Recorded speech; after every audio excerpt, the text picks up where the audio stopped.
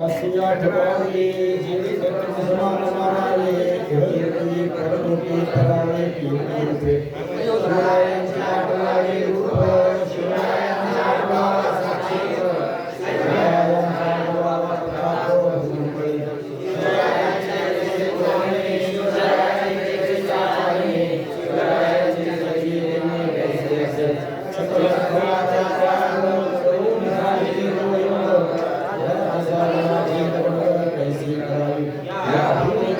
विशेष पुरुष विशेष काय द्यावे तव शौर्याचा एक अंश दे तव धैर्याचा जरा स्पर्श दे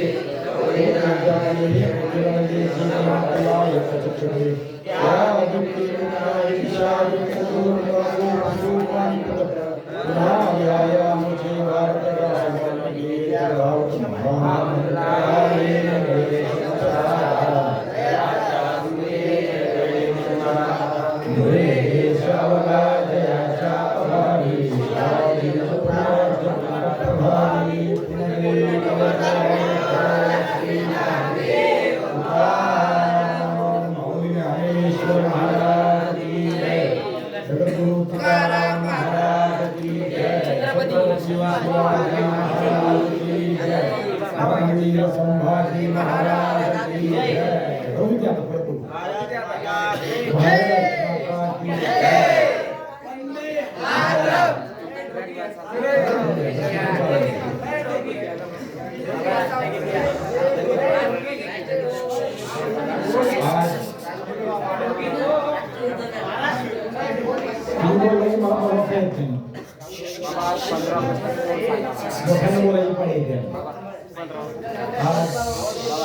आपल्या भारत देशाचा स्वातंत्र्य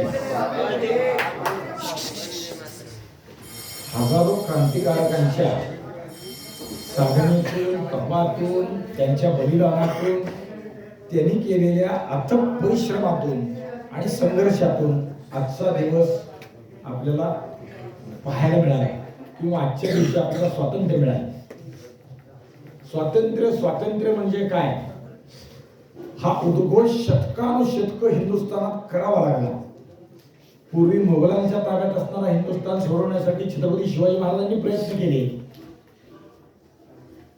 राणा प्रतापांनी प्रयत्न केले, गुरु गोविंद सिंगांनी प्रयत्न केले आणि त्यांचाच आदर्श घेऊन या देशातल्या अनेक वीरवरांनी ब्रिटिशांच्या अंकित असणारा हिंदुस्थान स्वातंत्र्य करण्यासाठी जीवाचा आटापिटा केला। नुसता जीवाचा आटापिटा केला एवढं नाही, संघर्ष केला आणि आपल्याला स्वातंत्र्य मिळवून दिलं। स्वातंत्र्य मिळवून देत असताना त्यांनी केलेल्या संघर्षाच्या कथा सांगाव्यात तेवढ्या थोड्या। त्यांनी काय केलं, अनेक गोष्टी अशा विलक्षण आहेत की त्या सांगता येणं सुद्धा कठीण आहे, किंवा ज्याला आपण त्यांचं स्मरण किंवा आपल्या वारकरी पद्धतीप्रमाणे चरणी ठेवीचे माता हेची भले, बाकी काही करता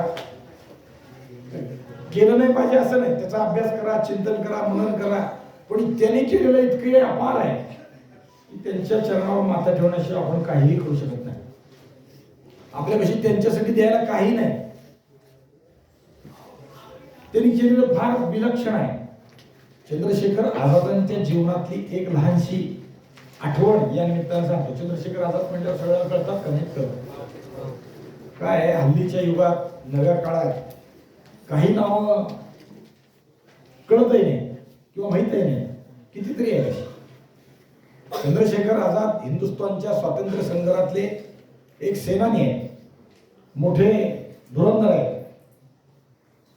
सुरुवातीच्या काळात त्यांनी स्वातंत्र्यासाठी गांधींनी उभा केलेल्या लढ्यात ते उभारले आणि त्यांना पकडले गेले एका आंदोलनात, आणि पकडल्यावर ब्रिटिशांनी त्यांचं कोवळं वय पाहता फक्त ते चाबकाचे फटकारे असतात ना त्याची शिक्षा दिली, आणि ते फटकाऱ्या गणित प्रत्येक फटकाऱ्या गणित मारलं की तो वेत असतो, वेत माहित आहे का? तो वेत पाण्यात भिजवलेला असतो आणि ते मारला तो असा पाठीत आत रुततो, नुसतं वळ नाही लागत, रुतून जखम होती, पाठ चिरते। त्या प्रत्येक फटक्यामागे त्याने भारत मातेचा उद्घोष केला. पण त्यानंतर मात्र त्याने ते सुटलं की प्रतिज्ञा केली की इथून पुढं ब्रिटिशांच्या हातात मी कधी लागणार नाही.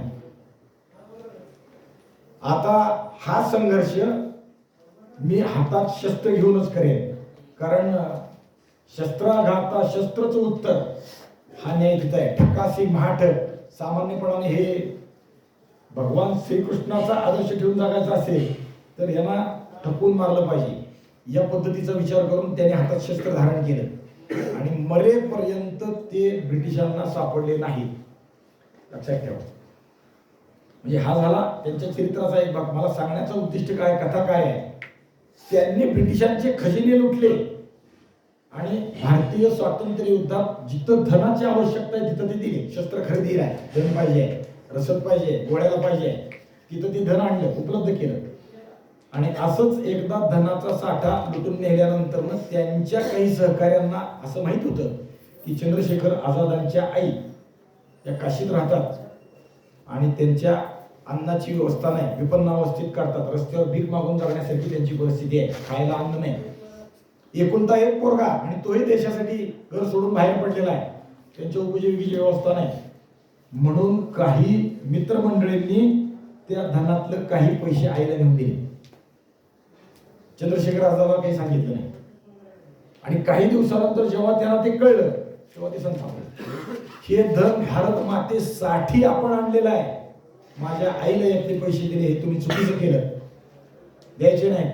जर पुन्हा असं कराल तर या पिस्तूल मधली एक गोळी त्याच्यासाठी पुरेशी म्हणून सांगितली. एवढी राष्ट्रनिष्ठा आमच्या पदरी आहे काय किंवा आणता येते काय याचा विचार आम्ही केला पाहिजे. राष्ट्राचं धन राष्ट्राय स्वाहा इदं न मम या वृत्तीनं आम्हाला म्हणता आलं पाहिजे. चंद्रशेखर आझादांचा विचार त्या अर्थाने केला पाहिजे. या चंद्रशेखर आझादांचा आदर्श कोण आहे तर छत्रपती शिवाजी महाराज आहेत. सुरत असेल, राजापूर असेल, लाडाचं कारंजा असेल किंवा अनेक शहरं लुटली शिवाजी महाराजांनी. तिथून आणलेलं धन त्यातला एक होन सुद्धा, एक गुंजभर सोनं सुद्धा, होन खूप लांब राहिला, गुंजभर सोनं सुद्धा कोणाही सैनिकांनी शिवाजी महाराजांच्या घरी नेलं नाही. हे लक्षात ठेवलं पाहिजे. आमचा राष्ट्राचा आदर्श असा असला पाहिजे, मग राष्ट्राला स्वातंत्र्य मिळवता येतं आणि मिळवलेलं स्वातंत्र्य चिरकालापर्यंत टिकवता येतं, हे आम्हाला लक्षात येईल. शिवाजी महाराजांनी कधीही शिवाजी महाराजांच्याच काळात नाही, म्हणजे शिवाजी महाराजांच्या पश्चात सुद्धा जे काही संभाजी महाराजांनी अनेक शहर लुटली. संभाजी महाराजांनी संभाजीनगर लुटलं, आजचं संभाजीनगर, त्यावेळेस औरंगाबाद.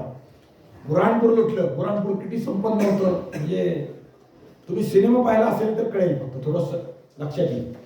17 पुऱ्या आहेत बुऱ्हाणपुराला. पुऱ्या याचा अर्थ 17 वेगळी वेगळी उपनगर आपण ज्याला म्हणू, गल्ल्या म्हणतो ना आपण तशी. आणि ती 17च्या 17 अत्यंत वैभवशाली आहे. आणि संभाजी महाराजांनी ते लुटलं. संभाजी महाराजांनी औरंगाबाद लुटलं. संभाजी महाराजांनी औरंगाबाद लुटलं याची भीती घेऊन औरंगजेबाने औरंगाबादला कोट बांधला. लक्षात ठेवा, कोट बांधायला 2 वर्ष गेली. कोट म्हणजे बाहेरून तटबंदी. भीतीपोटी एवढे पराक्रमी आहे, पण लुटीतला एकही छडा, गुंजभर सोनं, एखादा मोती, एखादं रत्न स्वतःच्या बायकोला, पोराला, घराला कुणीही आणलेलं नाही. हे लक्षात ठेवलं पाहिजे. हे म्हणजे स्वातंत्र्यासाठी केलेला त्यांचा संघर्ष आहे. आणि या संघर्षातून, या संग्रामातून आजच्या दिवशीचं स्वातंत्र्य आपल्याला पाहायला मिळालं. भगतसिंग, परवा मी बोलून गेलो, शिवाजी महाराजांचं कार्यकर्तृत्व त्यांच्या कामावर गेलं आणि ते इथं येऊन, महाराष्ट्रात येऊन शिवाजी महाराजांच्या सिंहगड किल्ल्यावर येऊन गेलेले आहेत. चंद्रशेखर आझाद महाराष्ट्रातून शिवाजी महाराजांच्या किल्ल्याचं दर्शन घेऊन गेलेले आहेत. नेताजी सुभाषचंद्र बोस इथं येऊन गेले, सिंहगडावर येऊन गेले. रवींद्रनाथ टागोर शिवाजी महाराजांवर त्यांनी काव्य लिहिलं, महाकाव्य लिहिलेलं आहे. कितीतरी लोकांनी शिवाजी महाराजांचा आदर्श घेतला स्वातंत्र्याच्या विषयात आणि मग स्वातंत्र्याची प्राप्ती आपल्याला झाली. हातात धारण केलेल्या शस्त्राने स्वातंत्र्य प्राप्त झालं. तुम्ही म्हणाल असं कसं काय? स्वातंत्र्याचा लढा नुसताच काय म्हणतो आपण त्याला, गांधीवादातून आणि हाती चरख्या घेतलेल्या खादीतून झालेला नाही. दुर्दैवानं आम्हाला फक्त चरखा चला चला की लेके स्वराज्य एवढंच शिकवलं गेलं. चरख्यानं स्वातंत्र्य मिळतं ही संकल्पना मांडली पण ती मांडत असताना स्वातंत्र्याचा विषय प्रत्येकाच्या घरात नेण्याचं काम गांधींनी केलं. पण प्रत्यक्ष स्वातंत्र्याचा संघर्ष जो झाला तो अनेक लढ्यातून झाला, हाती शस्त्र धारण करून झाला, गांधींनी केलेल्या सत्याग्रहातून झाला. भारताला स्वातंत्र्य जेव्हा ब्रिटनच्या संसदेत तो विषय मांडला गेला तेव्हा चर्चिल यांच्या पुढे तो विषय होता, तेव्हा ते पंतप्रधान होते आणि त्यांच्या संसदेत तो मांडला गेला तेव्हा विरोधी पक्षांनी त्यावेळेसच्या ब्रिटनमध्ये 2 पक्ष असतात, आपल्याकडे अनेक पक्ष पद्धती आहे, तिथं 2 पक्ष आहेत, हुजूर पक्ष आणि मजूर पक्ष. त्यावेळेसच्या पक्षांनी विचार मांडला की भारताला स्वातंत्र्य देण्याची गरज काय काय असं झाले, अजूनही हा संघर्ष दडपून टाकता येईल, काय करता येईल. तेव्हा चर्चिलनं दिलेलं उत्तर आहे की आता ब्रिटिशांची हिंदुस्थानात असणारी सैन्य व्यवस्था आपल्याशी किंवा पोलीस व्यवस्था आपल्याशी प्रामाणिक राहिलेली नाही. आता तिथे संघर्ष नुसता हातात लोकांनी शस्त्र घेऊन केल्यापुरता नाही, तर सैन्य व्यवस्था आता आपल्या विपरीत चालली आहे. कारण मुंबईत सैन्याचं बंड झालं, आरमारी बंड झालं. सुभाषचंद्रांच्या विषयाने तो मोठा संघर्ष सुरू झाला. ब्रिटिश सैन्याने हातात शस्त्र टाकली आणि सुभाषबाबूच्या मागे उभारतो म्हणून तुम मुझे खून दो म्हणून सुभाषबाबूंनी जेव्हा संघर्षाला आरंभ केला, सैन्य उभा केलं, त्या लोकांनी आपली हत्यारं टाकली, सुभाषबाबूंना हत्यारं टाकली. याचा अर्थ ब्रिटिशांची दिशा सोडली आणि सुभाषबाबूंची दिशा धरली. हे सगळं त्यांनी संसदेत मांडलं आणि निरुपायानं आम्हाला स्वातंत्र्य द्यावं लागतंय असं सांगितलं. देशाची केलेली लूट अपरंपार ब्रिटिशांनी केलेली आहे. आज कित्येक नुसतं वस्तू आम्हाला माहिती आहे, पण किती धनसंपदा दिली सांगता येत नाही. भारतात सोन्याच्या धूर किंवा घराघरात सोनं इतकं अपरंपार होतं की ते आता सगळं ब्रिटनमध्ये किंवा परदेशात गेलं. तेव्हा ते सोन्याचं युग आम्हाला आणायचं आहे म्हणून आपण प्रयत्नशील आहे. आम्ही शिवाजी महाराज शिकले पाहिजेत. आता स्वातंत्र्याचा उद्घोष आहे, पण स्वराज्य स्वातंत्र्य मिळत असताना स्वराज्याचं सुराज्यही झालं पाहिजे. हे शिवाजी महाराजांच्या चरित्रातून आपल्याला पाहिलं पाहिजे. ते स्वातंत्र्य शिवाजी महाराजांच्या स्वप्नातलं जे आहे ते शिवाजी महाराजांना प्राप्त करता आलं. त्यांनी ते स्वराज्याचं सुराज्यही केलं. आपल्याला आता मिळालेलं स्वातंत्र्य चिरकाल टिकवणं हे आपलं काम आहे आणि त्याचं स्वराज्य आणि सुराज्य या दोन्ही अर्थानं राष्ट्र रक्षण करणं हेही आपलं काम आहे. त्या स्वातंत्र्य दिनाच्या सगळ्यांना शुभेच्छा देतो आजच्या दिनाच्या निमित्तानं. आणि आजचा विषय जो आपला आहे स्वातंत्र्याचाच उद्घोष कसा शिवाजी महाराजांनी केलाय त्या विषयाने विचार करूया. सुराज्य स्वराज्य म्हणजे काय, स्वराज्य स्वराज्य म्हणजे काय, हाच विषय शिवचरित्रात सगळीकडे आहे. स्वातंत्र्याच्या सूर्या आता तरी प्रसन्न हो असं करीत अनेकांनी आपल्या प्राणाच्या आहुत्या दिल्या. शिवाजी महाराजांच्या चरित्रात तेच आहे. काल आपण विचार केला ती बाजीप्रभू असतील, फुलाजीप्रभू असतील, रायाची बांधल किंवा अन्य बांधल मंडळी असतील, शंभूसिंग जाधव असतील, यांनी या पावनखिंडीत आपला देह ठेवला म्हणून शिवाजी महाराज पुढे विशाळगडाकडे गेले. लाख मेले तरी चालतील पण लाखाचा पोशिंदा जगला पाहिजे, हे जे आहे ते इथं आहे. स्वातंत्र्य म्हणजे काय ते हे आहे. दुर्दैवानं आज जे काय आपण स्वातंत्र्य विचार करतोय ते स्वातंत्र्य म्हणजे स्वैराचार या वृत्तीनं वागायला लागलेलं आहे. जेव्हा आम्हाला राज्यघटनेने काही हक्क दिले तेव्हा आम्ही हक्काचा विचार करतो, पण हक्काबरोबर आलेल्या मूलभूत कर्तव्याचा विचार करीत नाही. आम्हाला वागण्याचं स्वातंत्र्य दिलं, विचाराचं स्वातंत्र्य दिलं, आचाराचं स्वातंत्र्य दिलं, बोलायचं स्वातंत्र्य दिलं, पण बोलत असताना दुसऱ्याच्या स्वातंत्र्याचा आम्ही लोप करतोय याचा विचार आम्ही करत नाही. कृती करत असताना दुसऱ्याच्या वैयक्तिक गोष्टीत आमचा काहीतरी हस्तक्षेप होतोय याकडे आम्ही लक्ष देत नाही. या सगळ्या दृष्टीने जेव्हा आम्ही वागू तेव्हा आम्ही शिवाजी महाराजांचं अनुसरण करतोय असं वाटेल. किंवा स्वातंत्र्य म्हणजे काय, स्वातंत्र्य म्हणजे केवळ देशावरची सत्ता संपणं परक्याची आणि आपली सत्ता निर्माण होणं एवढंच स्वातंत्र्य नाही, तर शिवाजी महाराजांच्या चरित्रासारखं सगळं स्वातंत्र्य आम्हाला कळलं पाहिजे. आमचं चलन आमचं असलं पाहिजे. स्वातंत्र्य याचा अर्थ स्वदेश सगळ्या गोष्टीत असला पाहिजे. दुर्दैवानं आज या गोष्टी आमच्यात नाही. आमच्याकडे फोटो छापण्याचा कागद आमच्या देशात बनत नाही, परदेशातून आणावा लागतो. उत्तम कॅमेरे आमच्या देशात बनत नाही, परदेशातून आणावे लागतात. उत्तमोत्तम वस्तू, उत्तमोत्तम कपडे आमच्या देशात बनत नाहीत, परदेशातून आणावे लागतात. आणि आम्हा लोकांना त्याची भुरळ पडते. इम्पोर्टेड वस्तू आहे म्हणलं की आम्ही भाळून जातो. म्हणजे शिवचरित्रातला तोही विचार लक्षात घेतला. अनेक गोष्टी शिवाजी महाराजांनी केलेल्या सुधारणा आहेत. अनेक गोष्टी मी परवा सांगितलं, परदेशातलं मीठ जास्त उत्तम आहे, पैशाला कमी आहे, म्हणून आमचे लोक खातात, मग आमचे शेतकरी मार खातील, आमचं उत्पन्न थांबेल, आमची उत्पादनं बंद पडतील. शिवाजी महाराजांनी तो विचार केला आणि त्याच्यावर कर घातले. हा विचार आमच्या सगळ्या गोष्टीत असला पाहिजे, आला पाहिजे. स्वदेशी वापरा, पण स्वदेशी नुसतं भरडं जाडं कस्तरी घाणेरडं तेच उत्पादित करत राहायचं का? त्यातलं उत्तमता काय आहे, कसं आहे ते आम्ही निर्माण केलं पाहिजे. कापड उत्तम निर्माण करता आलं पाहिजे. जे सगळ्यात जास्त सुंदर आहे ते आम्हाला करता आलं पाहिजे. या अर्थाने विचार करायला पाहिजे. मलमल ढाक्याची जगात प्रसिद्ध आहे, पण तशी मलमल आम्हाला करता आली पाहिजे. रेशीम, हिंदुस्थानचं रेशीम सगळ्या जगात प्रसिद्ध आहे. हिंदुस्थानचं रेशीम उत्तम कुणी करू शकत नाही. तसं प्रत्येक क्षेत्रात आम्ही अत्युच्च ठिकाणी असलं पाहिजे. आमची शस्त्रसंपदा आमची जी आहे ती आम्हाला निर्माण करता आली पाहिजे.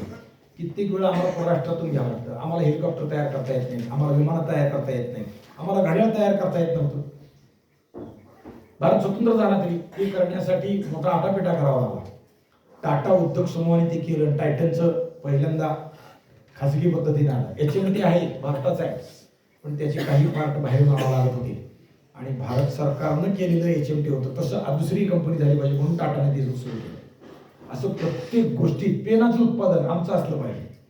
म्हणजे प्रत्येक गोष्टीत चष्मा उत्तम आमचा असला पाहिजे. आमचा चष्मा परदेशी लोकांनी घेतला पाहिजे, म्हणजे आम्ही सुराष्ट्र निर्माण झालो, सुराज्य निर्माण झालो. काश्मीरमध्ये राहणाऱ्या हिंदूंना होणारा त्रास हा मला माझा त्रास वाटला पाहिजे, म्हणजे आम्ही एक जिनसी झालो, एक राष्ट्र झालो, सुराज्य झालो, सुराष्ट्र झालो. ते म्हणतायत मरू द्या, ही भावना आम्हाला असती नाही पाहिजे. शिवाजी महाराजांच्या चरित्राचा या अर्थाने आम्ही विचार केला.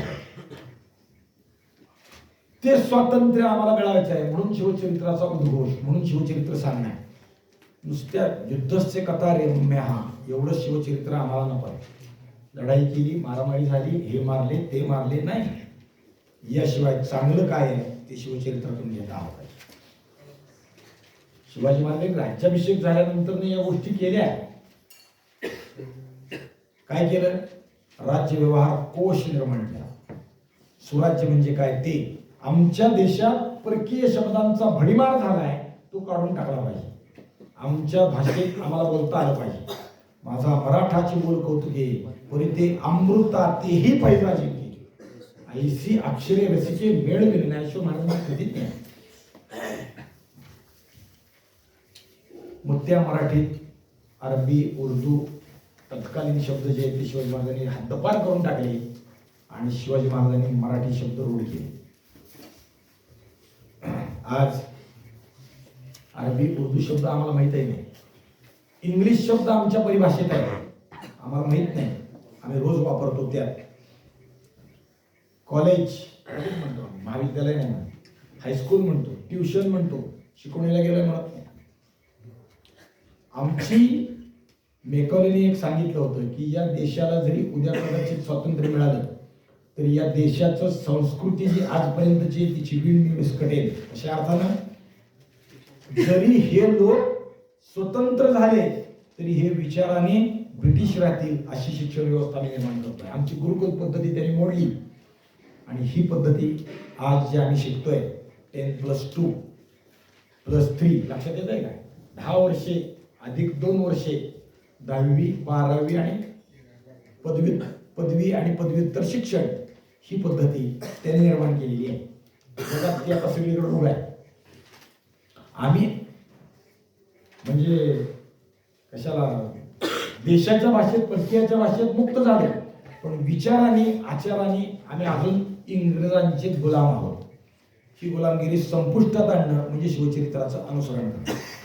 आमच्यातून कमीत कमी बोलताना इंग्लिश पोर्तुगीज हे शब्द आम्ही टाळले पाहिजे. अरबी उर्दू पर्शियन शब्द टाळले पाहिजे. लक्षात ठेवा. कसे टाळता येतील तुमचा तुम्ही विचार करा. हा शब्द कोणचा आहे? आपला आहे का? नाही आहे ना? बघा ह्याला पर्याय हुडका. नसेल तर विचारा, दुसऱ्याला विचारा, नसेल तर शब्दकोश काढा. पहा, फार मोठं काम केलं आपल्या लोकांनी, फार मोठं काम केलं, खूप आहे. शिवाजी महाराजांनी पहिलं काम केलेलं आहे. शब्दकोश महाराष्ट्र सरकारने, महाराष्ट्र जेव्हा स्थापन झाला तेव्हा आपल्या राज्य व्यवहारात, महाराष्ट्र सरकारच्या पत्रव्यवहारात, सरकारी खात्यातून, शासकीय व्यवस्थेतून जी पत्र लिहिली जातात त्यातून हे शब्द बंद करण्यासाठी पदनाम कोश नावाचा कोश निर्माण केला. पद म्हणजे शासकीय अधिकारी जे असतात त्यांची पद कोणची आहेत, त्याला मराठीतून काय म्हणायचं यासाठी. वकील आमचा नाही आहे, अधिवक्ता आमचा आहे, अभियंता आमचा आहे, इंजिनियर आमचा नाही, हे लक्षात ठेवलं पाहिजे. याच्यासाठी पदनाम कोश केला. तो कोश कळला पाहिजे. म्हणजे शिवचरित्राचं अनुकरण म्हणजे स्वातंत्र्य. स्वातंत्र्य दिनाच्या निमित्तानं आपल्याला ते विचारात घेता आलं पाहिजे. स्वातंत्र्य म्हणजे काय? नुसतं देशाचं स्वातंत्र्य म्हणजे आमच्यावरचं परकीय जोखडाचं स्वातंत्र्य म्हणजे स्वातंत्र्य नाही, सर्वार्थाने स्वातंत्र्य. आपल्याला ते आलं पाहिजे, कळता आलं पाहिजे. जास्तीत जास्त मी म्हणतो की असंच करा असं नाही, मग त्याच्यासाठी पर्याय बघा, विचार करा, काहीतरी घ्या, या अर्थाने आपल्याला पाहिजे. आणि तोच सगळा प्रयत्न शिवचरित्रात कसा झालाय ते आपण काल पाहत होतो. बाजीप्रभू पडले, बाजीप्रभू, फुलाजी प्रभू, शंभूसिंग जाधव किंवा बांदल आणि अन्य लोक कोण पडले नावही माहित नाही. काही म्हणतील की तुम्ही एवढेच नाव का घेता, एवढे कागदात उपलब्ध आहेत म्हणून कळतात, बाकीच्यांची नावं माहित नाही. तेव्हा अशी पद्धत नव्हती की सगळ्याची नावं लिहून ठेवायची. पण ते पडलेले लोक आहेत, ते का पडले हे ज्या दिवशी कळेल, घरदार सोडून ते युद्धात का गेले हे ज्या दिवशी कळेल, शिवाजी महाराजांचं रक्षण त्यांनी का केलं, सिद्धी मसूदच्या फौजाला त्यांनी आडवे का झाले, हे ज्या दिवशी कळेल त्या दिवशी आपल्याला शिवचरित्र कळायला. मग ते कोणी मराठा आहेत, मराठा म्हणजे जन्म मराठा म्हणतो बरं का, मराठी प्रदेशातले या अर्थानं नाही. कोणी ब्राह्मण आहेत, कोणी कायस्थ आहेत, कोणी रामोशी आहेत, कोणी महार आहेत, कोणी शिल्पी आहेत, कोणी जंगम आहेत, कोणी तेली आहेत, कोणी अजून कोणी आहेत. पण सगळ्याचं उद्दिष्ट एक आहे, स्वतःचं राज्य निर्मिती हाच भाग. स्वतःचं म्हणजे काय? या देशाच्या सांस्कृतिक वैभव ज्याचं आहे त्याचं राज्य असणं हा यातला भाग आहे. महाराज आणि बाजीप्रभू ज्या वाटेने गेले, काल तो विचार आपण सविस्तराने केला. विशाळगडाकडे गेले, ती वाट एकदा पाहिली पाहिजे. पहा, या वाटेने नुसती 200 पावलं गेली नाही, या वाटेने इतिहास घडवला, या वाटेने इतिहास केला, या वाटेने महाराज गेले, या वाटेने एक धारकऱ्यांची महान दिंडी गेली. ती दिंडी 300 वर्षापूर्वी गेली आहे. तिचा विचार आपल्याला असला पाहिजे. आम्ही रायगडावरती मागे एकदा, रायगड जसं पंढरपूर क्षेत्राला, नाशिक क्षेत्राला किंवा आळंदी क्षेत्राला आपण परिक्रमा करतो तसं रायगडालाही प्रदक्षिणा करतात. प्रदक्षिणा म्हणजे चारी अंगाने किल्ला पाहण्यासाठी पहिल्यांदा शिवाजी महाराजांनी केली तशी रायगड किल्ल्याच्या खालून सुमारे 24 किलोमीटरची आहे. एका दिवसात होती, ते फार अवघड नाही, फार म्हणजे एक डोंगर चढायचा आणि उतरायचा आहे. घसरण अशी आहे की बसलेली शेवटपर्यंत जर आवडत तर ठीक आहे, नाहीतर जाते खाली. गवताची घसरण आहे. चढायला लागलं की खडे असे की 2 पायऱ्या पुढे टाकले की 2 पावर मागे येते घसरून. फार तसं, पण चिकाटी असेल तर ते जमतंय, काय अवघड नाही, करायला हवी. तशी ती प्रदक्षिणा करून आल्यावर आपल्यातल्या काही लोकांना वाटले की ही प्रदक्षिणा तीर्थक्षेत्राची जशी करतो तसं रायगड हे आपलं तीर्थ आहे, हे शिवाजी महाराजांचं क्षेत्र आहे, आपण दिंडीची प्रदक्षिणा करू. आणि आपण 50 वारकरी चातुर्मासाची सहल घेऊन तिथे एक दिंडी प्रदक्षिणा टाळ पकवा सगळं केलेली आहे. लक्षात ठेवा, इतिहासातलं ती एक विलक्षण गोष्ट आहे. वारकऱ्यांनी केलेली रायगडाची प्रदक्षिणा नुसती नाही, दिंडी प्रदक्षिणा सगळ्या वारकऱ्यांच्या आपल्या आयुधानिशी, सामुग्रीनिशी दिंडी प्रदक्षिणा सकाळी सुरू केली, दुपारी 2 पर्यंत माघारी आलो, जेवण केले की परत गडावर गेलो, अशी केलेली आहे आपण. 300 वर्षापूर्वी अशीच एक दिंडी, ती धारकऱ्यांची होती. धारकरी वारकरी यात काही फरक नाही बरं का. आषाढी वारी आली की वारकरी, इतर 8 महिने धारकरी. लोक त्यात फरक करतात.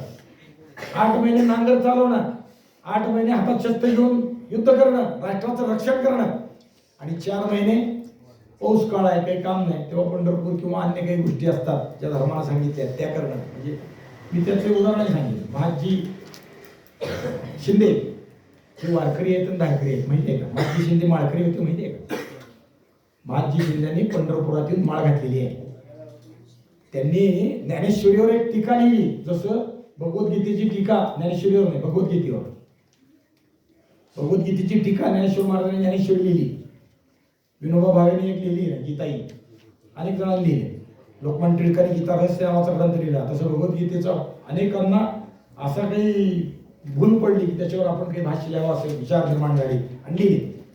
तसं माधवराव शिंदेनी एक ग्रंथ भगवद्गीतेवर लिहिला आणि त्याचं नाव ठेवलं माधव दासी. आणि तो अनेक विद्वानांना दाखवला, सगळ्यांनी वाहवा केली, छान छान छान म्हणाले. पण त्यांची अशी इच्छा होती की हे विद्वान लोकांनी छान म्हणलं, तसं ज्ञानेश्वरी गावागावात घराघरात उडू झाली, तसं ह्या लोकात जावा ग्रंथ. आणि म्हणून त्यांनी तो ग्रंथाचा प्रयत्न करीत होते. त्यांना कोणीतरी सांगितलं की तुम्हाला जर तसं पाहिजे असेल तर तुम्ही पंढरपुरात जा, कारण तिथून सगळ्या भगवत धर्माची पताका महाराष्ट्रभर जाते. पंढरपुरात गेला तर तुम्हाला ते शक्य आहे. म्हणून ते पंढरपुरात आले.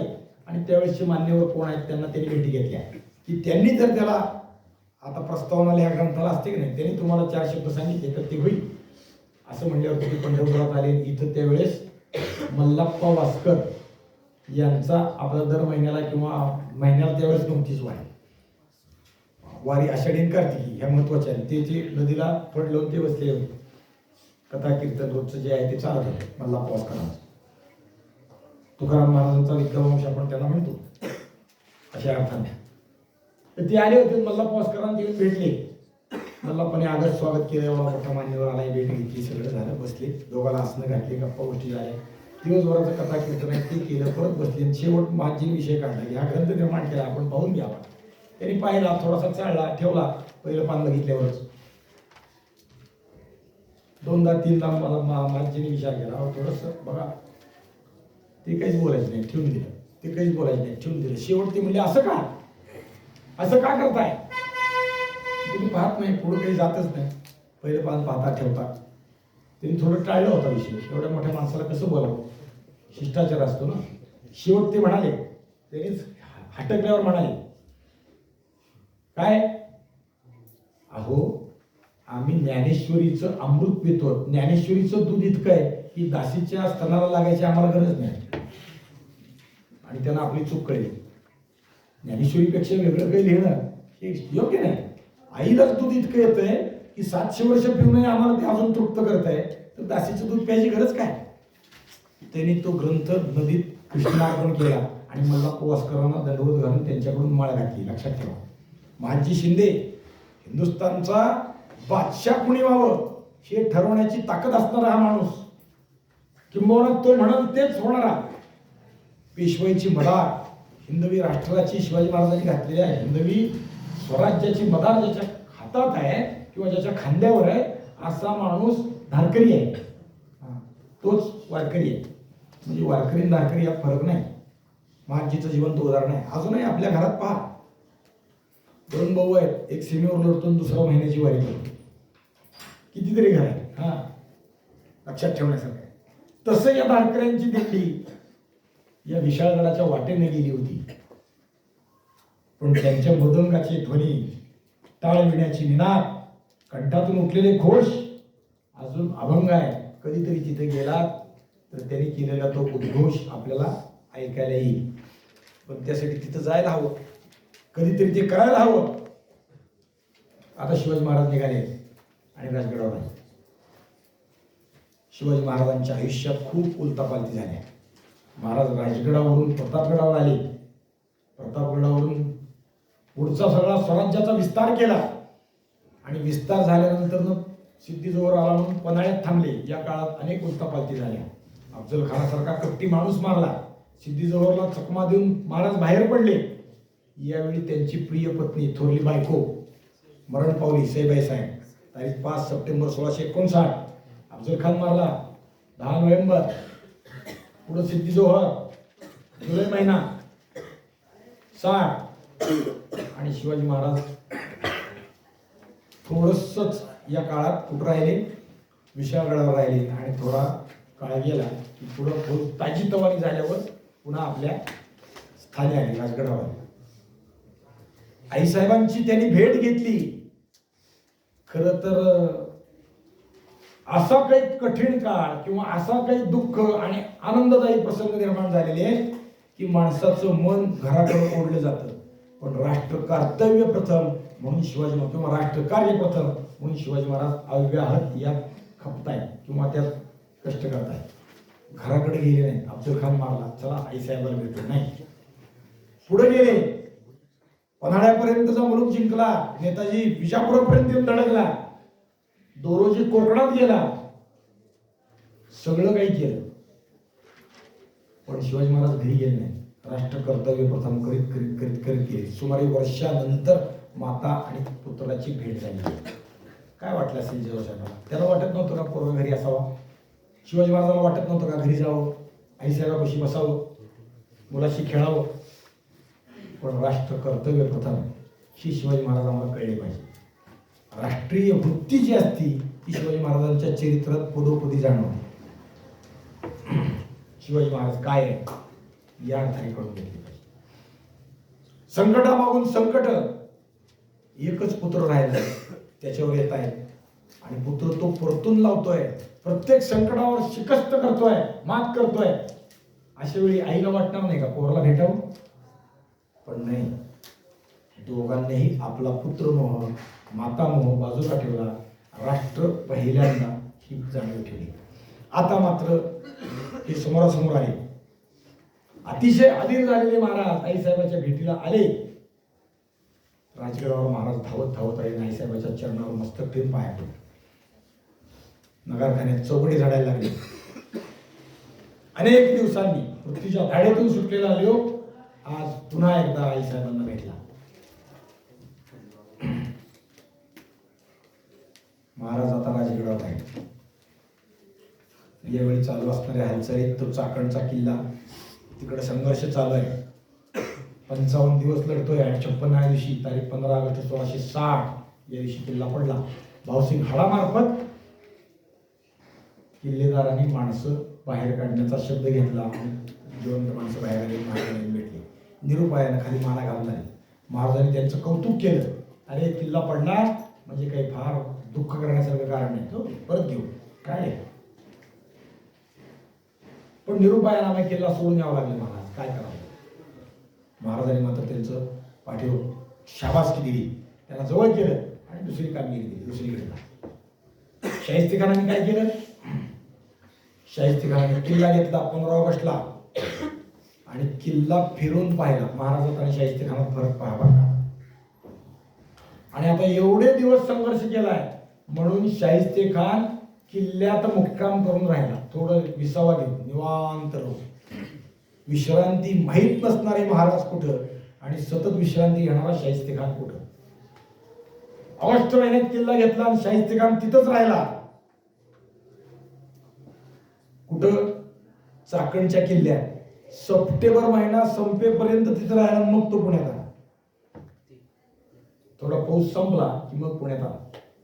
याने या किल्ल्याच्या विजयाची वार्ता औरंगजेबाला कळवली आणि औरंगजेबाने त्याला मान सन्मानाची वस्त्र किंवा काही दागिने भेट पाठवली. किल्ला घेतला, फार छान झाला. आता किल्ला केवढा आहे काय आहे त्याला माहित आहे, नाही असं नाही, पण कौतुक केलं औरंगजेबा. आणि किल्ल्याचं नाव बदललं. काय नाव? काय नाव ठेवलं? इस्लामगड किंवा इस्लामाबाद. चाकणचं नाव काय झालं? इस्लामाबाद. प्रत्येक गोष्टी हे लक्षात ठेवायचं. स्वातंत्र्य किंवा ह्या ज्या गोष्टी आहेत ना, गावाची नावं सुद्धा आपली असली पाहिजे. औरंगाबाद बंद झालं पण त्याच्यासाठी संघर्ष करावा लागला 70 वर्षे. अहमदनगर बंद झालं पण त्याच्यासाठी संघर्ष करावा लागला. आता अहिल्यानगर झालं, संभाजीनगर झालं. तसं उस्मानाबाद कधी होणार? धाराशिव आहे मूळचं गाव. लक्षात ठेवा, आमच्या वागण्यात बोलण्यात धाराशिव कायम असलं पाहिजे.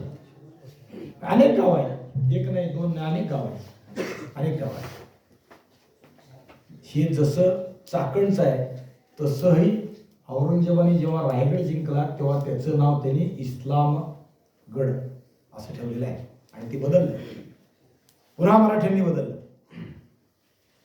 अनेक ठिकाणी आहे. शिवगडचं नाव ठेवलं, बदललं. नाशिकचं नाव बदललं होतं, गुलशनाबाद होतं नाशिकचं नाव, औरंगजेबाने ठेवलेलं नाव आहे, ते बदललं. पण ते बदललेलं आहे ते आमच्या स्मरणात राहिलं पाहिजे, आम्ही ते कायम लक्षात ठेवलं पाहिजे. इकडे आदिलशहा तो आता सिद्धीजवळ समजा, कारण काय, आदिलशहाला असं वाटायला लागलं किंवा त्यानं मनाची समजूत करून घेतली किंवा त्याला खोट्या बातम्या मिळाल्या की सिद्धी जोहरनं एवढा कडेकोट बंदोबस्तात पकडलेला शिवाजी राजा सुटलाच कसा. सुटला याचा अर्थ असा की हा सिद्धी जोहर शिवाजीला सामील झाला, फितू हरामखोर नालायक यानं लाच खाल्ली असा आदिलशहाला वाटायला लागला. या बातम्या सिद्धीपर्यंत आल्या. सिद्धी अस्वस्थ व्हायला, ज्या दरबारात त्याचा सन्मान केला, त्याला सलाबत खान हा किताब दिला, त्या आदिलशहानं आता त्याला बेसलाबत खान म्हणायला सुरुवात केली. पण शिवाजी राजाचा बंदोबस्त आता कसा करावा म्हणून स्वतः आदिलशहाच कूच करून निघाला. तारीख 17/8/1660 या दिवशी विजापुरातून तो बाहेर पडला आणि मिरजेकडे निघाला. तो मिरजेत आला. यावेळी पन्हाळ्याला वेढा चालू आहे. तो मिरजेत आला आणि आता पन्हाळ्याचा वेढा मी चालवेन, सिद्धी हराम आहे, त्याने शिवाजी महाराजांकडून पैसे खाल्ले असं त्याला वाटायला. आणि म्हणून त्याने आपला एक माणूस या सिद्धीकडे पाठवला. त्याचं नाव आहे शहा अबुल हसन, सरदार आहे.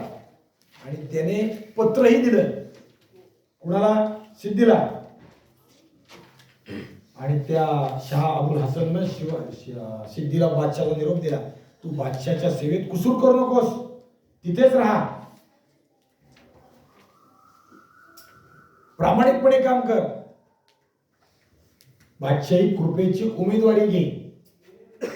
बादशाहने लिहिलं, पत्रही दिलं. पत्रात काय लिहिलं होतं, हे दुष्टबुद्धीच्या सिद्धी, तू शिवाजीपासून पुष्कळ द्रव्याची लाच खाल्लीस आणि शिवाजी पन्हाळ्यातून पळून जाणारे माहीत असूनही त्याच्याकडे मुद्दामून कानाडोळा केलास. तू शिवाजीला कोडलं असताना, तो निघून जाणं मुश्किल असताना तू हे कृत्य केलंस. ते सगळं दुष्कर होतं शिवाजी जाणं, पण तू केलंस. त्यामुळे तू आता माझ्याकडे ये आणि शिवाजीकडून खाल्लेलं धन मला माघारी दे, नाही तर तुझा नाश होईल. म्हणजे शिवाजीवर युद्ध करायसाठी बादशाह बाहेर पडलाय, पण त्याला दोन विषयांचा काटा काढायचा आहे. पहिले शिवाजी महाराज आणि दुसरा हा सिद्धी. सिद्धीला मारायचा आहे. सिद्धीला हा पत्र आलं आणि सिद्धीच्या डोक्यातला गोंधळ वाढला. नुसतं शिवाजी महाराजांशी भांडण्याचं भानगड राहिली बाजूला, आता बादशाह माझ्याशी काय करावं, आणि तो संतापला. त्याने आपल्या छावणीतले आदिलशाही निशाण काढले, टराटरा फाडले, फेकून दिले आणि उघड उघड बंड केलं आदिलशहाच्या विरुद्ध बंड. आणि आदिलशाह आता शिवाजी महाराजांच्या ऐवजी सिद्धीला पकडायला. याच्या आधी शिवाजी महाराजांनी सिद्धीशी बोलणं करून हा पन्हाळा सिद्धीच्या ताब्यात दिला. त्र्यंबक भास्कर जे होते त्यांना बोलावून घेतलं, हा किल्ला ताब्यात दिला. त्र्यंबक भास्करांनी शिवाजी महाराजांच्या पत्राप्रमाणे किल्ला ताब्यात दिलाय. बादशाहने त्या सिद्धीकडचा तो सगळा ते प्रकरण सुरू झालं की सिद्धीच्या मागे लागला. सिद्धीनं पन्हाळा ताब्यात घेतलेला तिथेच ठेवला आणि तो कर्नूल प्रांतात निघून चालला. मुदगल, रायचूर असं करीत तो कर्नूलकडे गेला. बादशाहने शिवाजी महाराजांचा नायनाट करायच्या हिशोबाने बाहेर पडला, पण तो सिद्धीच्या पाठलागावर लागला. सिद्धीच्या मागोमाग कर्नूल पर्यंत माणसं पाठवली आणि पुढे सिद्धीवर सतत छापे घालून त्याला पकडण्याचा प्रयत्न करायला लागला. आणि या सिद्धी जोहरला आदिलशहाने विष घालून मारलं. एका कर्तृत्ववान माणसाचा केवळ संशयातून असा खून झाला. अशा काय आधी कमी गोष्टी घडल्यात काय? कितीतरी लोक, खवास खान असाच मारला. म्हणजे त्यांना कोणाची माणसाची जाणच नाही. नावं सांगतो नुसते आहे, प्रत्येकाची कथा वेगळी आहे, प्रत्येकाचं कार्य वेगळं आहे. मोठे माणसं आहेत, खवास खान, मुरार जगदेव, खान मोहम्मद, फतेह खान, कितीतरी लोक. आता सिद्धी नव्या शहाजीराजे असेच पकडले होते संशयातून, पण शिवाजी महाराजांच्या कर्तृत्वानं ते सुटले. हा मुरार जगदेव आहे ना, हा फार विलक्षण माणूस आहे, लक्षात ठेवा. शहाजीराजांना यांनी आधार दिला बादशाहीतून. विजापूरच्या आदिलशहाने तिथं हा वजीर होता, आणि शिवाजीराजांनी निजामशाही स्थापनेचा जो उद्योग केला त्यात हा मुरार जगदेव मुख्य आहे. त्यांनी सहाय्य केलं म्हणून ते सहज शक्य झालं. हा मुरार जगदेव, त्याला श्वेतकुष्ठ होत, विद्वान माणूस आहे, श्वेतकुष्ठ, आणि ते अनेक उपयोगाने बरं होईना म्हणून त्यांनी एका गोसाव्याकडे गेले. त्याला कळलं की त्याच्या आशीर्वादानं काही होतात गोष्टी, म्हणून त्याच्याकडे गेले आणि त्यांनी ते बरं झालं. म्हणून त्याने त्या गोसाव्याकडे जाऊन प्रार्थना केली की तुम्हाला काही करावं अशी माझी इच्छा आहे. ते म्हणजे काही करू नको, इथं महादेवाचं स्थान आहे. भीमा, भामा आणि इंद्रायणीच्या एका ठिकाणी येते. आता ज्या क्षेत्राला तुळापूर म्हणतात, नागरगाव त्याचं नाव मूळचं, त्या ठिकाणी तो राहत होता साधू. त्यांनी सांगितले इथं महादेव आहे, संगमेश्वर संगमावरचा आहे म्हणून संगमेश्वर आहे, ते महादेवाचे देऊळ बांध. आणि मोरार जगदेवाने ते देऊळ बांधलं. अजूनही ते देऊळ आहे. नुसतं तेवढंच नाही तर त्याच संगमावर मोरार जगदेवाने आपली तुळा केली स्वतःची. भाद्रपदाच्या अमावस्येला सूर्यग्रहण आलं होतं, त्या दिवशी ती तुळा केली. आणि नुसती स्वतःचीच नाही तर हत्तीचीही तुळा केली. हत्ती सोन्यानं बरं का, दुसऱ्या गोष्टीनं नाही. पण हत्ती काट्यात कसा घालायचा, काट्यात म्हणल्यावर कळतं ना, तराजूत. कारण एवढा हत्ती मोजणारा तराजू पाहिजे ना. त्यावेळेस ती सगळ्याची मती गुंग झाली. मोरार जगदेवाला सूचना काय करावं, मग त्याचं वजन करायची युक्ती शहाजीराजाने केली. हत्तीचं वजन कसं करायचं शहाजीराजाने हिकमत केली. त्या संगमेश्वराच्या देवळापाशी असणाऱ्या 3 नद्यांचा जो संगम आहे, भीमा, भामा आणि इंद्रायणी, त्या संगमात नाव घातली. त्याच्यावर हत्ती चढवला आणि हत्ती चढवल्यावर नावेला जिथपर्यंत पाण्यात गेली त्याला खूण केली. हत्ती काढला आणि सोनं घातलं. जोपर्यंत ती त्या खुणेपर्यंत येत नाही तोपर्यंत वजन केलं आणि ते सोनं लोकात वाटलं. पण या मुरार जगदेवाची सोन्यानं स्वतःची तुळा झाली. आणि ती तुळाचं एकाच सोन्यानं नाही, सोनं, चांदी, तांब, लोणी, अजून काही वस्तू असतात, खूप धान्य. आणि ती तुळा 14 विद्वान लोकांना ते दिलं. लक्षात ठेवा, 14. त्याची सगळ्यांची नावं उपलब्ध आहेत. त्यात एक पंढरपूरचे हरिदास आहे. पंढरपूरची कीर्ती जुनी आहे, नवीन नाही. विद्वान लोकांचा इथे खूप म्हणजे भरणा आहे.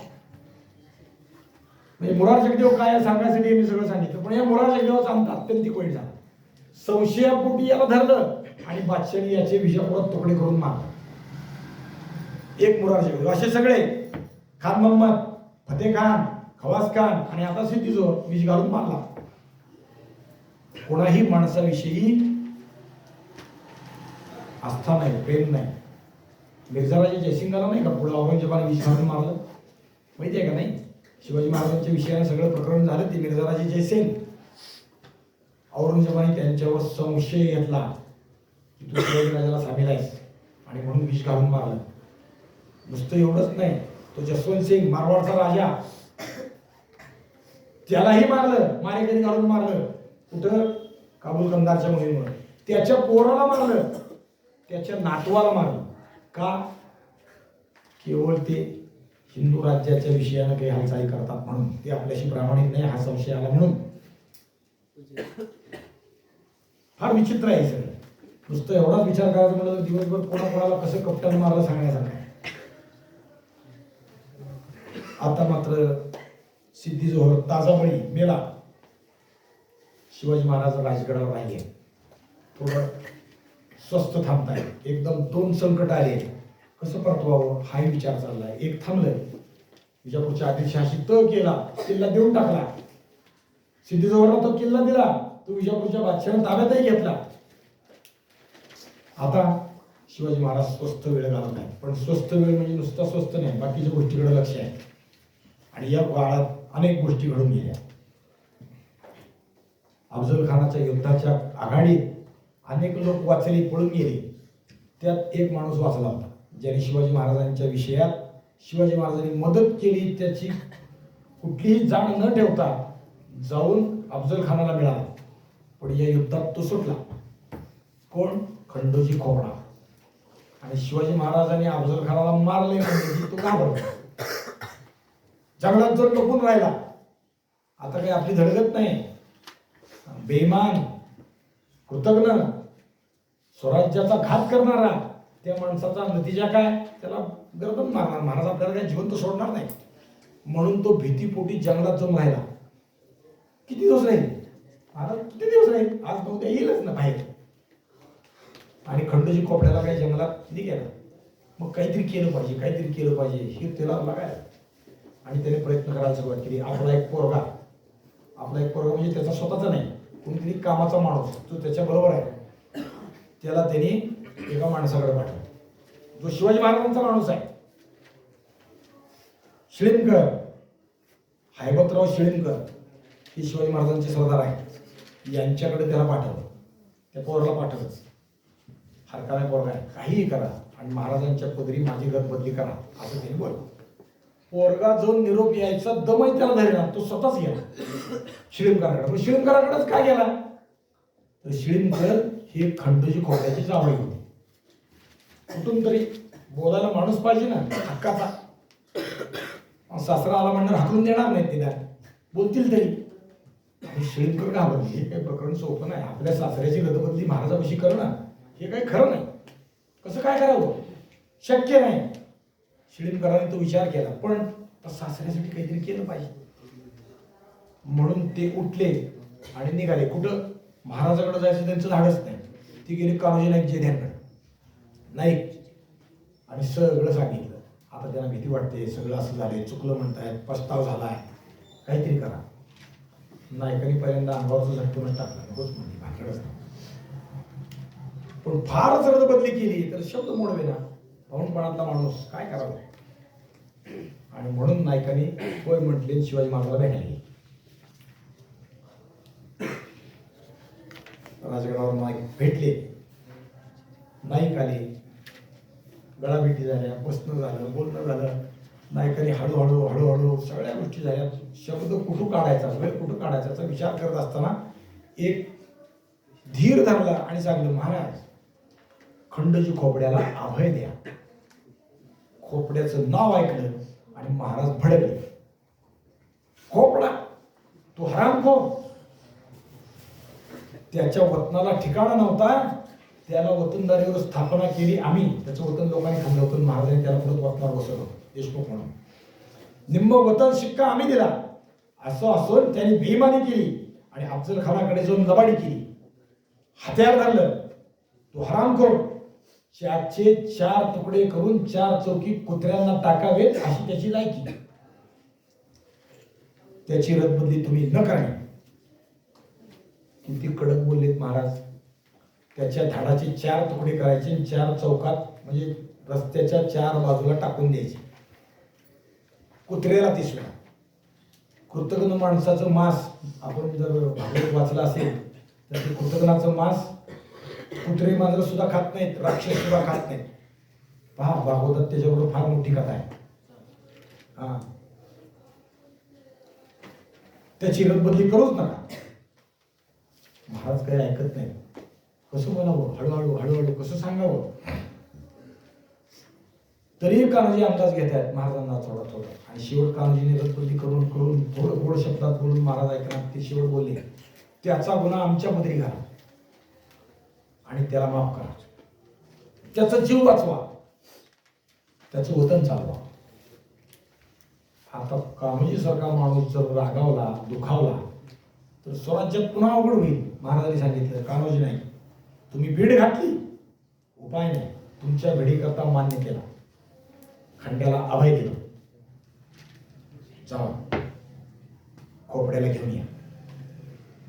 आणि मग कान्होजी खंडोजीकडे गेले, त्याला भेटले, त्याला सांगितलं, महाराजांनी तुला माफ केलं, आता गडावरून जगायला चल. ती घाबरली, कसं शक्य आहे. पण कान्होजीच्या बरोबर तो मुजऱ्याला गेला. महाराजांनी लक्ष दिलं नाही. तो आला, कान्होजी आले, भेटले, कान्होजीशी बोलले. तो मुजऱ्याला आला, गेला. 1दा 2दा 4दा माझं तो मुजऱ्याला महाराजाला भेटायला जायचा. महाराज आपल्या कामात, माणसं आली, भेटली, संपलं. आणि आता कान्होजीच्या बरोबर जायच्या ऐवजी आपण एकटं जावं असा त्याचा शिरस्ता सुरू झाला. आणि एके दिवशी खंड्याला बघितलं, महाराज सांगतात पकडा या, लगेच तांबे धरलं लोकांनी. खंड्या घाबरला, आता आपलं काय होणार. आणि महाराजांनी आदेश केला, याचा उजवा हात आणि डावा पाय ताबडतोब कलम करा, कापून काढ. लगेच लगेच बंदोबस्त, एक हात उजवा आणि डावा पाय कापला. आणि खंडोजीला शिक्षा केली. बातमी कान्होजी एकापर्यंत आली. कान्होजी संतापले, अभय दिलं म्हटलं, महाराजांनी त्याला शिक्षा केली म्हणून कान्होजी महाराजांना भेटायला गडावर आले, रागावूनच आले. कान्होजी शहाजीराजांच्या बरोबरीचे आहेत, त्यामुळे महाराजांना ते थोडेसे वरिष्ठ आहेत. किंवा थोडेसे म्हणण्यापेक्षा काय आहे, कान्होजीचा पोरगा शिवाजी महाराजांच्या वयाचा आहे. या या नाईक या बसा. बाई संतापून झाले, आम्ही तुम्हाला शब्द दिला, आम्ही खंड्याला शब्द दिला, तुम्ही आम्हाला शब्द दिला त्याप्रमाणे त्याचा जीव वाचवायचा शब्द दिला, आणि तुम्ही खंड्याचा हातपाय काढला. होय नाही होय काय म्हणता, तुम्ही शब्दाला नाही जागले असं म्हणले. आणि मग महाराज पुढे बोलले, नाही तुमच्या भेडेकरता खंडोजी जीवे नाही मारला, आम्ही तुम्हाला अभिदान दिलं, जीवे नाही मारला. त्याने ज्या हाताने तलवार धरली उजवा हात, आणि ज्या पायाने चालून गेला तो डावा पाय आणि कापला. उजवा हात का लक्षात येते ना, तलवार धरली स्वराज्याच्या विरोधात, आणि डावा पाय का, तो घोड्यावर बसून अफजल खानाला सामील झाला. घोड्यावर बसताना पहिल्यांदा डावा पाय निखिलीत घालावा लागतो. येते का लक्षात. सायकलवर चढताना काय करतो, पायंडल डावा लावतो, मग उजवं मागतं टाकतो, तसं घोड्यावर बसावं लागतं. म्हणजे पहिल्यांदा जे कृत्य केलं त्या पाय कापून काढला. इथून पुढे स्वराज्यात लोकांना धाडस नाही झालं पाहिजे पाय सुद्धा टाकायचं, हात्यावर धरायचं तर लांब. तुमच्या भेडेकरता आम्ही त्याचा जीव वाचवला, नाहीतर तो हरामकार, त्याची 4 धडे चौमार्गी टाकावी अशी त्याची लायकी, पण त्यास ठार मारणार नाही असे महाराज म्हटले, म्हणून त्याला जिवंत ठेवला. हरामखोरी करून कोणी भयंकर गुन्हा करून सुटू म्हणेल तर वशिल्याचं काम इथं चालणार नाही. असा सुटू म्हणेल तर लोक म्हणतील की हे कसलं स्वराज्य, यापेक्षा मोगलशाही बरी. काही केलं तरी चालतं, फक्त ओळख वशिला हवा. मग हे चालेल का नाही, नायकाच्या लक्षात आलं चुकलं. आपण खरं तर शब्दच घालायला नको होता, पण आता भांडायला आलो तेही चुकलं. तुम्ही केलं ते बरोबरच केलं, इथून पुढे कोणी असं वागणार नाही यासाठी तुम्ही केलेला गोष्ट 100% खरी. आणि नायकांनी महाराजांना मुजरा केला. चुकलं महाराज, चुकलं. महाराजांनी त्याला मोकळ्या मनानं गळा भेट घेतली, आणि नायकांचा विषय मनातलं मुळ संपलं. नायकाला मनोमन पटलं. माया ममतेच्या पोटी कर्तव्याचं भान राहत नाही, पण राज्य राखायचं असेल तर राज्य प्रकारभारात कोळी माया चालत नाही. राजधर्म फार कठीण, अनेकांना तो पेलत नाही, आणि मग स्वराज्य बुडतं आणि परक्याचं राज्य येतं. कान्होजी आणि महाराज पुन्हा एक दिन झाले. यानंतर जिजाऊ साहेबांनी एक गोष्ट केली. काय केलं, अज्ञानदास शाहीर या नावाचा शाहीर परिसरात राहत होता, त्याला गडावर बोलवून घेतलं, राजगडावर, आणि अफजल खानाच्या त्या सगळ्या पराक्रमाच्या हिशोबाने त्याला काव्य करायला सांगितलं. महाराजांनी जखमनाम्याचा दरबार भरवला. जखमनाम्याचा म्हणजे ज्यांनी पराक्रम केला त्याचं कौतुक करावं, आणि ज्यांना काही त्रास झाला, जखमा झाल्या किंवा हातपाय तुटला, काही लोक मेले, त्यांचं सांत्वन करावं अशा अर्थाने दरबार भरवला. आणि दरबारात अज्ञानदास शाहीर आला, हातावर कप लेणं घेऊन आला, आणि त्याने मोठा 14 चौकाचा पवाडा, चौक म्हणजे जसं आपलं चरण असतं का नाही, अभंगाचं पहिलं चरण दुसरं, तसं चौक असतो, त्याला म्हणायचं पवाड्यात चौक असतो. अनेक चरणांचा चौक, असा अनेक चौकांचा पवाडा गायला, फार मोठा पवाडा गायला. हातात कडी, ढोल, तुंतुण, ते सगळे लोक आले आणि त्यांनी तो गायला. आणि मग जिजाऊ साहेबांनी त्याचं कौतुक केलं, अज्ञानदास शाहिराचं. त्याने केलेला पवाडा फार मोठा आहे. शेवट मात्र जगदंबेने यश दिलं. सगळं गायलं. शिवाजी राजाचं एक कर्तृत्व मी सांगतो, सगळा पोळा वाचायसारखा ऐकायसारखा आहे. आपल्याविषयी वेळ फार कमी आहे. किती गतीनं जातोय मी, मला एक एक पान एक एक विषय एक दिवस सांगा इतका मोठा आहे. आणि मग शेवट त्यांनी कौतुक केलं. त्यात महाराजांचं सगळं कौतुक झाल्यानंतर ना युद्धाचे सगळे आघाडी झाल्यानंतर अफजल खान कसा मारला, काय झालं ते सगळं सांगितलं. आणि शेवट त्यांनी काव्यात असं गुंफण केली की सदरीत बसलेल्या लोकांना गुदगुल्या झाल्या, पोटात होताच नाही. अंगद हनुमंत रघुनाथाला तैसे जेदे बांदर शिवाजी राजा. जसे रामरायाला अंगद आणि हनुमंत हे साथी लाभले, तसे शिवाजी राजाला हे जेदे आणि बांदर हे साथी लाभले. कुणालाही आपलं कौतुक केल्यावर आनंद होतो, तसं इथे शेजारी बसलेले आहेत ना ते दरबार, त्याला आनंद झाला. आणि मग शिवाजी राजाने या शाहिराला एक शेर सोन्याचा तोडा दिला आणि बसायला घोडा दिला. आता हातात शेरवर सोन्याचा तोडा आणि पायी चालतोय माणूस, बरं वाटेल का? मग घोडा दिला, त्याचं कौतुक केलं. म्हणजे काव्य शक्ती प्रतिभा जर तुमच्याकडे विलक्षण असेल तर कौतुक करणारा राजा शिवाजी महाराजांसारखा असला पाहिजे. शेरभर सोन्याचा तोडा, शेरभर म्हणजे आताच्या परिभाषेत किलोभर म्हणा. शेराचं परिमाण थोडं कमी जास्त असेल, म्हणजे किती रुपये दिले एक पोवाडा गायला, लक्षात ठेवा. आणि हे सगळं जसं पोवाड्यानं आपल्याला कळतं, तसं शिवाजी महाराजांच्या बरोबर असणारे कवींद्र परमानंद नेवासकर यांनी लिहिलेल्या शिवाजी महाराजांच्या जीवनावरचं जे काव्य आहे शिवभारत नावाचं, त्यात हे सगळं लिहिलेलं आहे. कशात वाचायचं ते पण सांगून टाकतो. बघा वाचा. सारा दरबारात त्याचं कौतुक केलं आणि आता महाराजांनी बाकीच्यांचं कौतुक केलं. काय केलं कौतुक? प्रत्येकाच्या पाठीवर थाप दिली, कोणाला कानाची चौकडी दिली, म्हणजे कानात घालायचे बाळ्या, आपण कानात घालायचे म्हणतो, चौकडे म्हणतात त्याला. कुणाला शिरपाव दिला, म्हणजे डोक्यापासून पायापर्यंत जी वस्त्र असतात त्याला शिरपाव म्हणतात. कुणाला कंठे दिले, कुणाला कलग्या दिल्या, कुणाला तुरे दिले, कुणाला अजून काही, कुणाला अजून काही दिले. सगळ्यांचं कौतुक दिलं. कुणाला हत्ती दिला, कुणाला घोडा दिला, कुणाला पालखी दिली, कुणाला अब्दागिरी दिली. सगळ्यांचं कौतुक केलं महाराजांनी. सगळ्यांना आनंद दिला. ज्यांच्या घरातले लोक मेलेले आहेत त्यांच्या घरीही महाराजांनी व्यवस्था केल्या. जे ठार झाले, जन्माने पंगू झाले, त्यांना भरपूर देणग्या दिल्या, अडशेऱ्या दिल्या. विधवा झालेल्या माय बहिणीसाठी चोळी लुगडीसाठी वर्षासनं लावून दिली. जिचा नवरा युद्धात मेलाय त्याचीही चालवलं शिवाजी महाराज. जन्मभर नवरा मेलाय म्हणून तिनं कुठेतरी कामाला जायचं काम नाही पडलं पाहिजे. स्वराज्यासाठी तू, ही शिवाजी महाराज आम्हाला कळले पाहिजे. स्वराज्यासाठी तू मेला, तुझं घर उघड्यावर नाही पडलं पाहिजे. जन्मभर त्याची बायको पेन्शन परिभाषेत सांग. आणि पोरगा सज्ञान होईपर्यंत बरं का, जन्मभर त्याला नाही. तू करतो तो दाखव, मग तुला पण मिळेल. हे शिवाजी महाराज आहे. महाराजांनी अजून एका माणसाचं फार कौतुक केलं. कोण? त्या अफजल खानाच्या सगळ्या प्रकरणात, त्या सगळ्या गोंधळात ज्यांनी मोलाची कामगिरी केली असे ते माणूस पंताजी गोपीनाथ गोखले, शिवाजी महाराजांचे वकील. मी वकील म्हणतो म्हणजे तुम्हाला कळावं म्हणून, मी अधिवक्ता म्हणलं तर कळणार नाही. शिवाजी महाराजांचे दूत, शिवाजी महाराजांचं सगळं काम प्रतिनिधी म्हणून पाहणार आहेत ते. अफजल खानाच्या सगळ्या या गोष्टीत ज्यांनी फार मोलाची कामगिरी केली असं त्या पंताजी काका महाराजांनी बोलवलं दरबारातच त्या. आणि त्यांना शेला पांघरला, नुसता शेला नाही, वर काय दिलं, 7,000 होन दिली. म्हणजे होन हे सोन्याचं नाणं आहे, सुमारे 2.5 ते 3 ग्रॅम पर्यंत असतं, कधी कधी 2 ग्रॅमचाही असतो होन. तुम्हाला आता मी थोडंसं कधीतरी होनाची प्रत्यक्ष शिवाजी महाराजांचा होन फार मिळत नाही म्हणजे मिळतच नाही. उपलब्धता 7 ते 8 होन जगात आपलं उपलब्ध आहे, पण त्याच्या रिप्लिका आहे.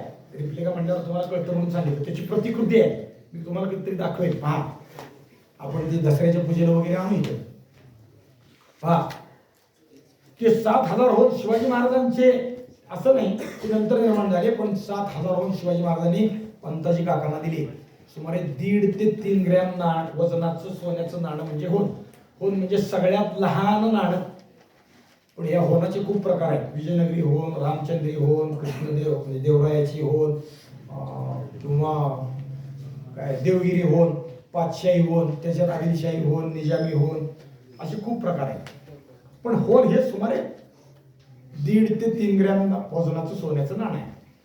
ते 7,000 होम दिले. मी म्हणतो सगळं सोडून द्या, 1 ग्रॅमचा 1 होम धरला तरी 7,000 ग्रॅम म्हणजे 7 किलो सोने पंताजी काका शिवाजी महाराजांनी दिलं.